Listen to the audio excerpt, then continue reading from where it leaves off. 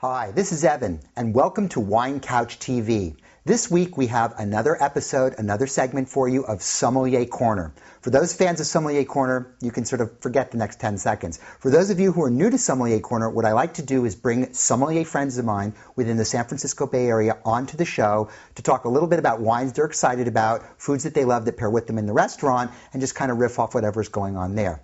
This week we have Nicole Burke with us. Nicole is the wine director, goddess of all things grape at the Epic Roast House in San Francisco. This is one of the kingdoms of rotisserie, of meats and fishes and things like that, that sits along the Embarcadero of San Francisco. I love Nicole because not only is she eloquent, knows her wines, but she's also quite creative as well too. And one of the things I always look forward to when I go to Epic is picking up the wine list and looking at it and just sort of enjoying the novelty and the way she talks about and presents wines in a manner that I think makes them really accessible for the dining public. So let's get going.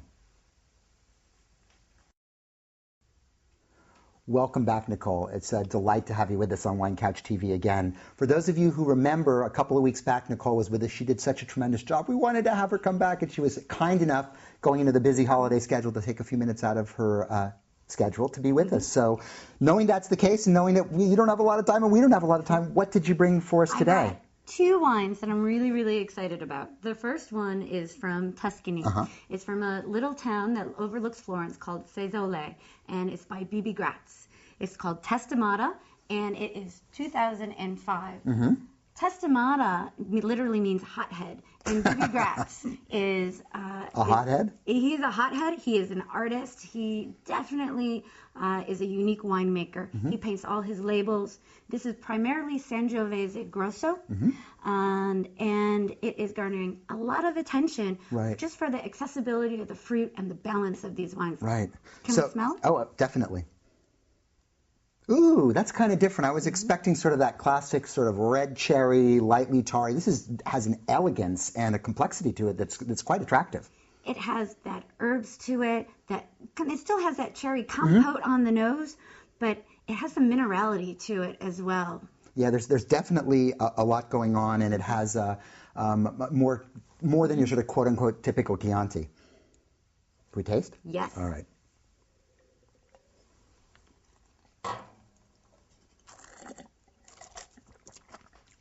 Wow, very flavorful, very flavorful. What do you get here? Well, it makes your palate stand up immediately. You really sense this red currant, and you sense this texture, these thyme, and that kind of purpley kind of flowery thing here. Pervades throughout the entire wine. And it does have a little bit of floralness to it, too. The tannins, they're chalky and they're persistent, which is why they go so well with anything tomato.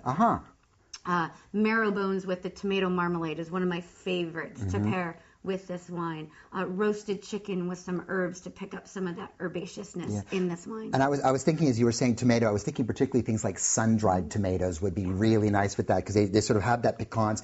The acid's a little there, but there's almost sort of that roasted smokiness which would pick up here. I love the texture of this wine. It's tannic to your point, but it's almost creamy by nature. Absolutely. I think it appeals to people who want to try Sangiovese but have had experiences with Chianti that they don't like. Turn them off. Yeah, well, this one turns me on. That's good. What's our second wine today? So this is a wine called Fountainhead from Rutherford in Napa Valley from the Morrisoli Vineyard 2005. This is a wine that is very small production. It's about 515 cases, and it's a wine that doesn't hit you right in the face with oak or fruit. It really takes a while to evolve in the glass. Right. Now, so many of the Napa Valley Rutherford Cabernets tend to be these sort of jam bombs oftentimes. I mean, they're really packed, they're really concentrated. And right off the bat, I'm sort of struck by, this comes off sort of more Bordelais in nature. It has again, an elegance to it, but it's not a fruit bomb.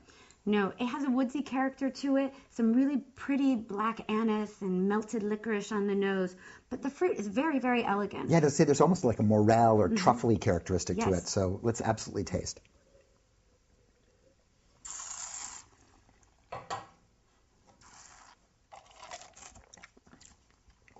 Very nice, very nice. What are you getting here?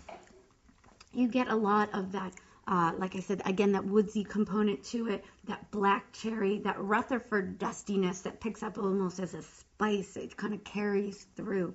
I like the weight of this wine. I think it's easy to pair because it's not too big. Again, it's a sense of old school Napa Valley when the wines just weren't quite as ripe or as fleshy. Yeah, I was going to say, it doesn't hit you like one of these newfangled 15.5%, 16% alcohol sort of fruit bombs.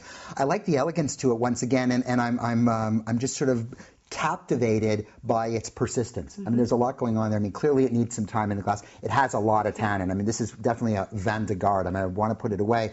But I think if you had the right food with it, it would probably tame out some of those characters. And what would you, I mean, I would think, of course, a big piece of steak would go. Ribeye. But is that the only direction, or is that really the best thing to do? You know, you could pair this with different things, but I think really this is a steak wine. Yeah. I mean, with the structure of this wine, and you just want a big steak. Yeah, big old slab of flesh. You know, Yes. that would be the right way to go. Well, anyway, I thought that we could finish up with our wine word of the week, and I want to go back to our Italian wine, and I'm going to throw this one at you, but I'll give you, it's a term that we call IGT, or as the Italians would say, Indicazioni Geografiche Tipiche. And what does this mean in the world of Italian wines? This is a level of quality, which really it's still a level of quality in Italy, but they can use different grapes, more international varieties. They can really break away from some of the rules and experiment more. So when you see IGT, often it's a very high quality wine. I think it's important because in this day and age, you know, the laws that you find, particularly in Europe, tend to handcuff people a lot. You know, you have to use this grape, you have to use these barrels, you can only fertilize this way. And occasionally that's good. And back in the old days when, you know, Italian wine was anarchy, they needed rules to put them in state. But now, today, things are better, they're cleaner, and people want a little bit more freedom, and the law doesn't let you do this. This IGT category allows it? And it allows it. And like we said, Testamatta, hothead, BB Gratz, that is an IGT wine. So He's clearly not going to play by the rules, so IGT is by the rules. his category. All right, well, that sounds good. For all you hotheads out there, that's going to cover off on this Wine Couch Word of the Week in this episode of Wine Couch TV. Go out there, try some new things, try some new wines, get a big steak and a great bottle of Cabernet like that, and until next week, you take care.